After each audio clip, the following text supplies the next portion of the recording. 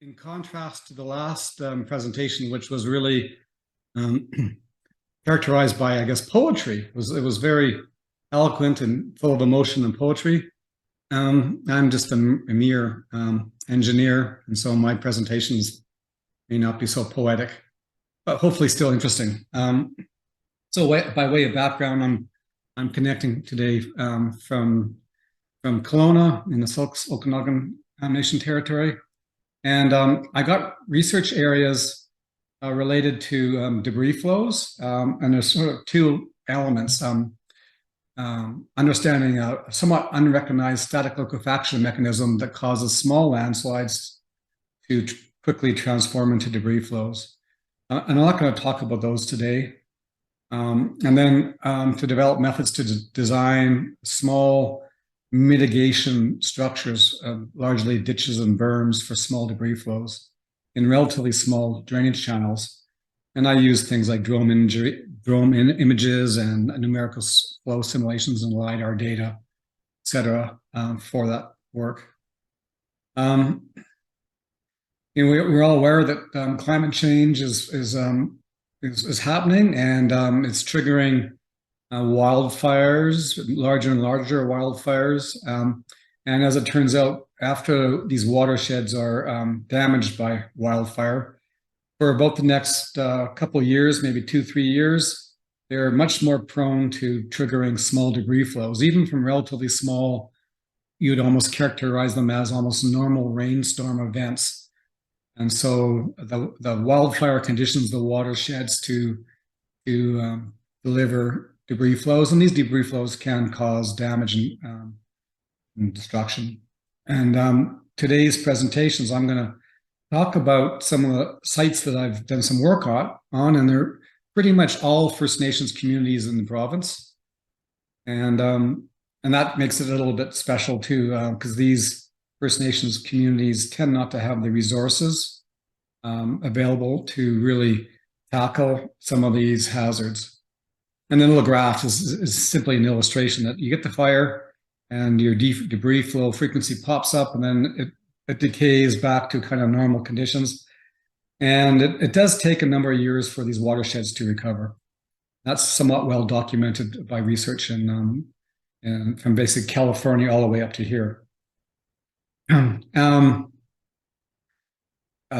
I had the pleasure, I don't know if it's pleasure, but I experienced that 45.7 degree temperatures a few years ago, and the whole province was under that heat dome, and Lytton just about getting to 50 degrees Celsius, which is interesting. I think its highest record, this is the highest for Canada. I think it's also the highest for US. So we beat out like Death Valley or something for the highest temperature ever recorded, which is kind of amazing when you think about it. And when you get these heat domes, of course, everything dries out. And then essentially the day after that record temperature affected the town of Lytton, fire started there and it burned down most of that town. And that started a whole series of fires that affected large areas of the province. What might not be so well appreciated or understood is the fire cycle. And might be a little bit hard to see, but these little polygons, orange, red, purple, and green, and some yellow. I'm looking at the fire perimeters, wildfire perimeters from the years 2017 to 2021. And so in this part of the province, that's just a short period of time. And you can visually see that that's a significant portion of that area was burned off in a 4 or 5 year period. And historically, these wildfires, depending on where you are and what elevation, it would be very unusual for a given section of the interior not to experience a wildfire roughly every 60 to 120 years. And, we have been suppressing wildfires for the last 50 years, maybe a bit longer. And that's actually maybe making the situation worse because we're building up fuel in some of these higher plateau areas. So when a fire does burn, it tends to burn hotter and cover bigger areas. And I know there's a lot of pressure given by First Nations communities to go back to managing wildfires by actually purposely setting them, or at least letting them burn if they're at the appropriate time of the year. And I had some conversations with various First Nations people when I was working on their sites, saying that they had always historically created the fires themselves purposely, often early in the spring when the things wouldn't hopefully get too big, and it was designed to sort of mimic Mother Nature, but in a controlled manner, and it was good for the various things that would grow in these burnt off areas that they would harvest and eat, and for the wildlife that they would hunt. And I think people forget that these fires will affect all of these areas, probably in a 60 to 120 year period. And therefore we can expect maybe debris flows to also occur like a return period of around 100 years. And people tend to forget that. And as engineers in this province, we're obligated to design our homes or residential areas to withstand events over much longer time periods than 100 years. So that means we need to be proactively thinking about what can we do to mitigate debris flows, build that resiliency right into the design of those homes and the land that they're built on. Every site that I show today is a site on an alluvial fan along a larger valley bottom. So this is a 3D image of Lake Chelan. So this is in Washington State, but it's a great colorization of the fans. So the fans are that colorized by brown, and they are created by essentially debris over time coming out of relatively small watersheds. And human beings, we tend to live and have our transportation corridors and everything near the valley bottom, and we're constantly building on these fans. And that's where it's a hazard-prone area, and we need to be aware of that all the time. Please interrupt at any time if you have any questions. So I'm just going to, I know some of the people here today have seen some of the stuff already. So I'm going to go through some of these sites that I looked at before. So the Elephant Hill wildfire at the time was really big. It was really important to the province. And this is where it was located. You're just north of Cache Creek and east of Clinton. And this satellite imagery taken shortly after the fire had been put out really shows the outline of that fire. And then I'm going to look at two areas, the two areas where the stars are, where there were some debris flows. And this is just two of 2,000 or 20,000 areas that could be affected by debris flows in these fairly large areas that are burnt off by these larger wildfires. That's the Fraser River Valley on the bottom corner, and then you've got the Thompson River Valley running along the bottom towards Cache Creek for kind of reference or scale. So the first site I'm going to is the site that's the lowest yellow star. It's along the road from the Fraser Valley over to Highway, I can't remember, it's Highway 97, 99, 97. And First Nations community, it's Bonaparte Indian Band. And so here's a debris flow. Fortunately, there's no loss of life associated with it, but clearly for those people living in this house, it was a bit of a problem for them. It pushed the cars a little bit, so they're all a little bit touching each other, the cars, and it flowed around the house. And the people living in this house were put on evacuation order, and that evacuation order lasted for more than a year, about a year and a half, because they were concerned about maybe more debris flows occurring. And now that this one's occurred, and I got involved in putting some mitigation in there to protect that home. And so this is that same piece of property a couple of years after that event. And so clearly the cars have moved and the house has been cleaned up a little bit. And the blue dashed line is showing where this absolutely tiny little watershed came down. The debris flow came down from the higher ground, blocked the highway, flowed over and surrounded that house. And the original driveway into that house is kind of located where the black and white pickups are parked currently. And part of the design was to reconfigure everything and to build a broad, shallow swale, like a low depression, like a ditch where that dashed blue line is located, to convey water there and not allow it to go around the house. And so there was a new driveway location put in place. The Ministry of Transportation has to be involved in that. Anytime you put a new access to a highway, they need to approve that.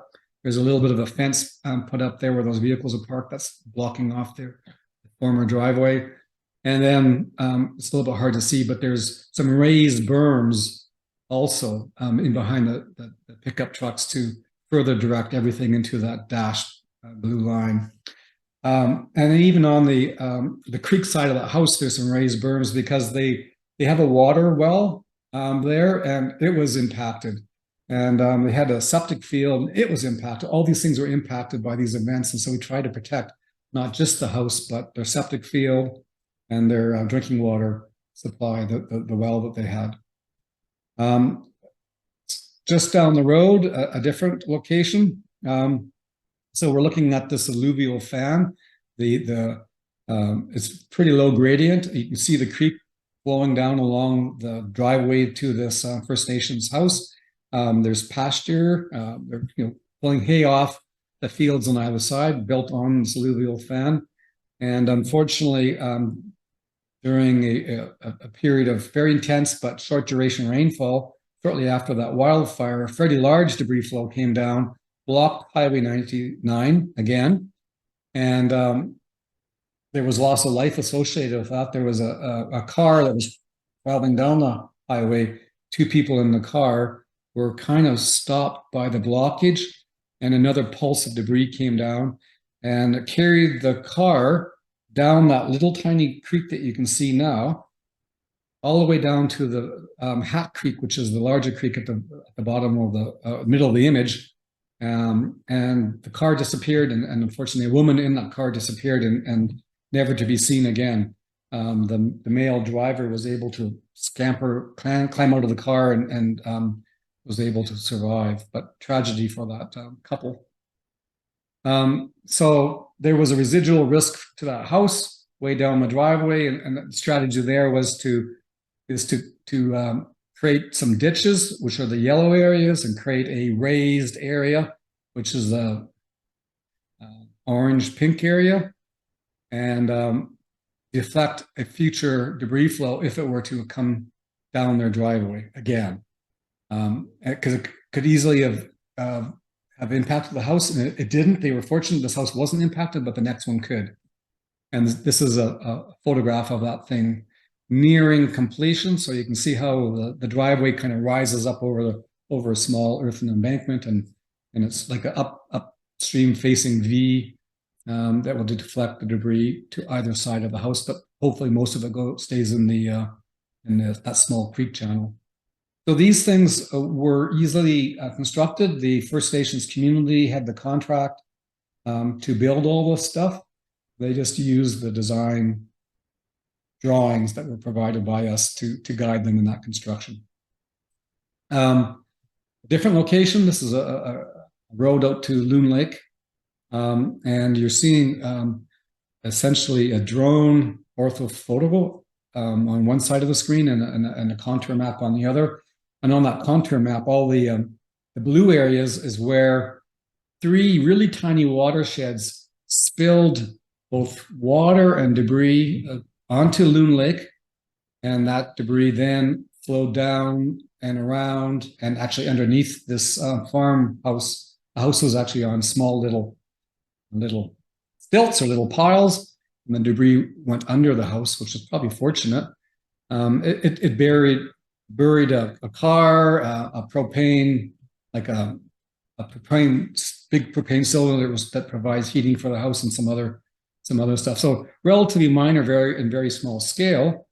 I blocked the road for a day, and so characterizing these really small scale events, and on the map, contour map, you see what they could have implemented very quickly: small little ditches, the dashed black lines, or place a small little raised area. So essentially you dig a ditch and you take that material and create a deflection berm. It would have been very effective against something like this, and nothing would have affected that house. So it's a matter of knowing that perhaps these things should be implemented proactively, not after the fact, like after the event has occurred, but put them in place after the fire has affected the watershed. And so this is zooming in a little bit. So the owner of the house has already built a little sandbag wall along the edge of their driveway. That's those green little sacks all lined up there, because they were quite concerned about another event. As it turned out, no other events occurred after this one here. Now I'll jump to a different location, the First Nations community of Nikamin. It's on the Thompson River, and it sits on Highway 1, and you've got the CP Railway also passing through that area. And this map is showing the outline of the Linton Creek wildfire. Linton is at the very southwest part of that area. So the fire starts there, and the prevailing winds are from the west. So that whole thing kind of sweeps across. And Nikamin is right in the middle of it. Although Nikamin was spared, no buildings were lost in that community because they had proactively harvested trees around that community, and the trees that remained, they took all the branches up more than 20 feet above ground. So they took away a lot of the fuel, and they also, during the fire, they had a lot of people in there protecting that small little community. So it was a good news story in that they being both proactive, and then the firefighting activities during the wildfire, they were able to protect all the homes in that small community. So we'll look at that. Then we'll go over to the Nicola Valley, where some more debris flows have occurred. This is a little bit zoomed in again, and what we end up generating using satellite imagery, we can look at the burn severity in these watersheds. You're basically looking at, for the simplest explanation, the degree of greenness before and after the fire, and you can then determine how severe the fire has been using the satellite imagery before and after. And this map is kind of showing that with the kind of redder color being high burn severity. And you got moderate and low, and then unburned areas. And so we use these things to identify how severe the fire is in individual watersheds, because as you get higher and higher burn severity, the probability of debris flows also goes up. And in the Nikamin area, there was a number of debris flows that occurred in a small little rainstorm that occurred a month after the fire went out. So this fire started in midsummer. There was a small rainstorm in about the middle of August that triggered a whole bunch of debris flows. And of course, in November, huge rainstorm that the atmospheric river went through this area and caused way more destruction than I'm going to show you today. So this is the Trans-Canada blocked off by debris flow. The railway is upslope from the Trans-Canada highway. It's blocked off, and the CP rail's in the process of rebuilding their railway. So the rainstorm that would probably be of a return period of maybe once every 2 years triggered this kind of damage, just because that watershed had sustained a lot of burn damage. And so you can get in there, you can clean it up, and they did do that. Interestingly enough, so this debris flow occurred in August. In September, the weather forecast for this area was suggesting some more fairly good rainfall. they proactively shut down Highway 1. The Ministry of Transportation shut it down, expecting that maybe another one of these events would occur. And in fact, it did occur. It wasn't as big as this one. They had another little debris flow down there. And so I thought, well, wonderful. That's using weather forecasting, recognizing the hazard, and being proactive to make sure no one wary driver is swept away by a debris flow. They did that, and I think it was in September, maybe it was October. And when the atmospheric river came along, they weren't as proactive at shutting down some of these roads as they probably should have been. So I think there's some lessons to be learned there about how can you link weather forecasting, recognizing these debris flow hazards, and proactively shutting down transportation corridors. And we did some work there. This work was done 2 weeks before the atmospheric river occurred, or maybe 10 days before the atmospheric river occurred. And so we're just characterizing the rebuild that was occurring at this time, and everything you see was completely destroyed by the atmospheric river. So there was a road through the Nikamin community that was completely blown out by the debris flow. 2 culverts were washed away. And now when I'm gathering these imagery, they've already got 2 new ones installed, bigger diameter, feeling maybe these should be okay. And they weren't. So the 2 new ones were totally washed away as well. And then down at the railway is pretty much fixed, 1 track. It's actually a twin track. There should be 2 tracks. So they got 1 going right away, and they're in the process of fixing the second one. But when the atmospheric river came along, the debris flow that came down this watershed took out everything that you see there, all washed away. And on the side of this slide, there's some simulations. We're trying to track how fast and how deep some of these debris flows could be that travel down these stream drainages. And this is just another view looking closer to the Highway 1 and below Highway 1. And so if you were driving down here, well, first of all, you barely noticed, but that whole highway is sitting on a retaining wall that's sort of see it in my little cross section there, probably about 4 meters high. So there's a little guardrail, and it drops off vertically 4 meters down into that debris fan. So if you were pushed off by a debris flow, you're going to then drop 4 meters onto the fan. It'd be a bit of a traumatic experience if you're caught by one of these debris flows. This is Highway 8 that goes from Merritt to Spence's Bridge. That whole highway was extensively destroyed by the atmospheric river and the huge floods, and also debris flows. But after, this is last year, small debris flows occurred at multiple locations, triggered by very localized and short but intense rainstorms.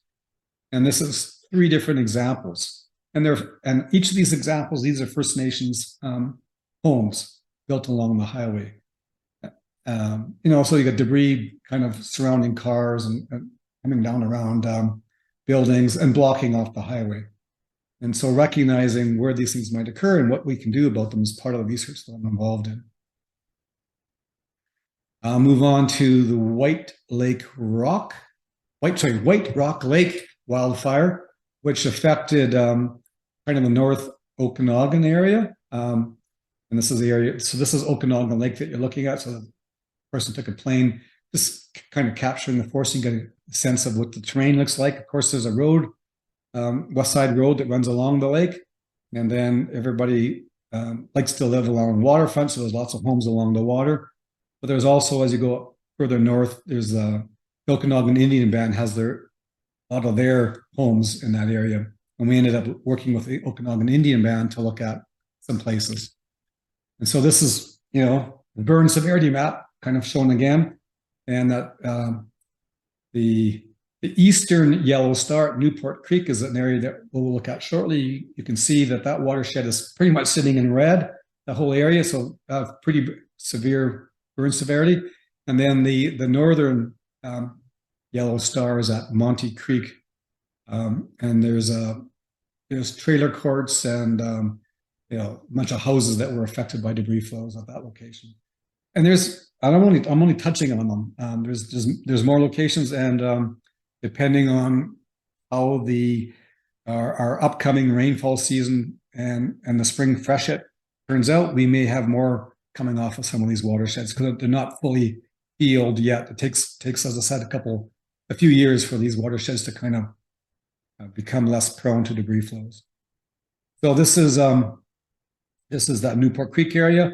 These are all First Nations homes, and the two dashed blue lines show where actually more sediment-laden floods came down the hillside. You can't even see a creek channel there, but there is a small, slight gully in that slope, and it came down, and so the larger blue line was right down to this person's house, and the person's house is kind of surrounded by debris during a small little rainfall event. And this is that same blue line, but looking higher up the watershed. So you can see down near the house, the trees are looking pretty good. There's a fire break that was pushed through during the wildfire. Basically, you take a bulldozer and you kind of knock things down, scratch the ground, and create a place where firefighters could put a line of defense. The slope, the upper slope, there's a few trees that are burnt off, but not all of them. So the burn severity is it's quite low here. But as you go up higher up the watershed, typically where the forest cover is a bit thicker as well, that's where severe burn severity occurs. Whenever you see a tree with no branches, the branches are all burnt off, that's severe. If the tree is dead, but the branches are on, that's probably a moderate burn severity for kind of a scale on the severity. This is already, the grass is already recovered. This is taken more than a year after the fire. So the ground cover's kind of recovered a little bit. So we look at this little tiny watershed. We look at, we're kind of fortunate that the Silver Star Mountain weather radar station is very, very close to this location. So we're getting pretty good Doppler radar data on the intensity of the rainfall. So these, if you ever looked at these Doppler radar data sets, I think it's every 10 minutes you get a new map. Every 10 minutes, a new map. And so we're using those maps to kind of track at a specific location the intensity of rainfall. And these aren't huge rainfalls. Look, we're looking at 8, 12, 16 millimeters per hour. And it's all kind of, in this case, it's kind of two bands of rainfall came across. And that's not a lot of rain by lower mainland standards, but it's sufficient enough to trigger these debris flow events. And all these different parameters that are listed there are things that need to be considered in making an assessment of the hazard. So we try to look at all of that stuff, including the microtopography near structures like the house. And for that, we're using drones and LiDAR. This is just simply extracting from a sort of a open source web tool to estimate rainfall return periods for different durations of rainfall. And so we're seeing both for total amount of rain or the intensity of the rainfall. And if you go kind of back to the weather radar data and look at what passed over this site at the time that this event occurred, we're in this kind of less than one in 2 year, maybe an annual return event. So these rainfalls aren't extreme rainfalls that are causing some of this grief to these homeowners. They're pretty normal rainfalls. It's just because the watershed's been damaged by the fire. And here we are kind of a little bit closer. So this little ditch and deflection berm was constructed after the house was already impacted by a debris flow, just in case another one came off that watershed. So there is a little bit of mitigation. And the question is the ditch wide enough? Is the ditch deep enough? Is the berm high enough? And so some of those questions are being addressed by a grad student who happens to be wearing the orange vest in one of those photographs. And and wearing just all black in the other photographs. We were there a couple different times. And, you know, we're looking at the very micro topography. This is a cross section down the slope from 2018, before the fire even occurred, and then from last summer, after the wildfire and after the mitigation's put in, so you can kind of see how things have changed. And for scale, there's the house that's down slope of the mitigation. Nearby, it's probably only about a 5-minute walk from those pictures. Is a much bigger watershed, and they've stacked these lock blocks as a barrier to prevent the debris flow from going towards where those two gentlemen are standing. And so, you know, there's some research questions saying, well, okay, what kind of thrust or force would be pushed against these blocks by a debris flow? Is that barrier sufficient? Would those blocks topple over, or would they be pushed laterally by the debris flow pressures? And so those are some additional research questions that we're working on. And I just finished, I do a lot of consulting. I just did a little project for the Fraser Valley Regional District, where a single family home was built on an alluvial fan, and they put a 2-layer lock block wall, would look almost exactly like this, along the side of their house. But now the Fraser Valley Regional District needs to have an engineer saying it's sufficient or not. So I'm kind of involved in a little consulting project, and that's nothing to do with wildfires. It's just to do with the type of debris flows that could occur in the Fraser Valley area as well. I'm not hearing any questions, so I'll keep on going. Monty Lake, it's also affected by that White Rock Lake wildfire. And this map is showing the lake, it's showing the highway. There's also a railway there. And in the red outlines are some of these small alluvial fans. So there's 4 of them shown on this map. And each of those alluvial fans had a debris flow triggered by a rainfall that was kind of with the same scale as this map. It swept across this little area, triggering debris flows of all 4 of those little watersheds. And that's where people live. That's where, you know, railways and roads are constructed. So these things are affected by these debris flows.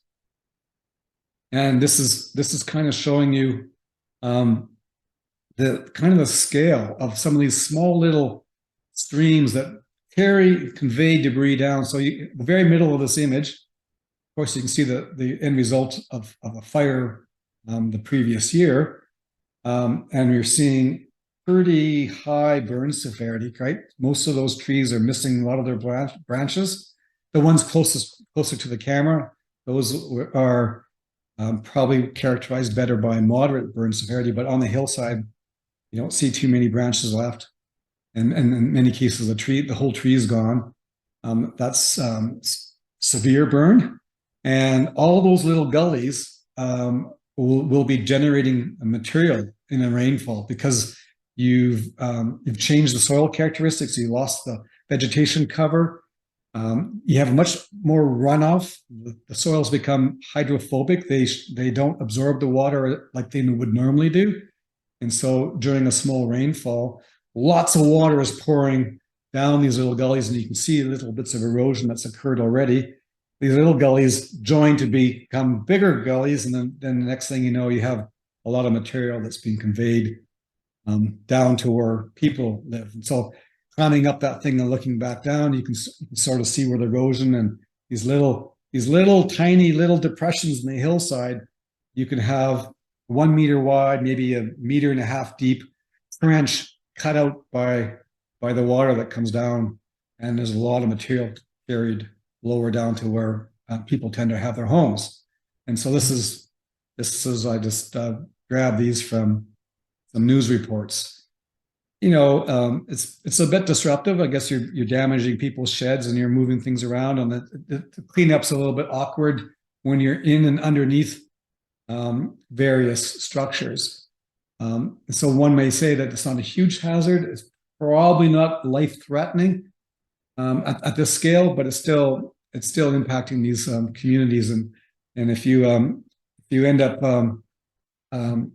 clicking on that link there, an interview of people living there, including people from the regional, I think it was a regional district, saying that, we need help. We need help to understand these hazards. We need help to try to mitigate for them. What do we do? How do we protect ourselves so we don't have to incur the cleanup costs or potential, I guess as these things scale up, there could be potential for loss of life. And so the regional districts are asking for help. They're seeking the help from the province, which is, I guess, unfortunate from my perspective, because I wish they'd remember that researchers at UBC could help as well. I'd love to have the call, right? So that's my presentation. Happy to answer any questions.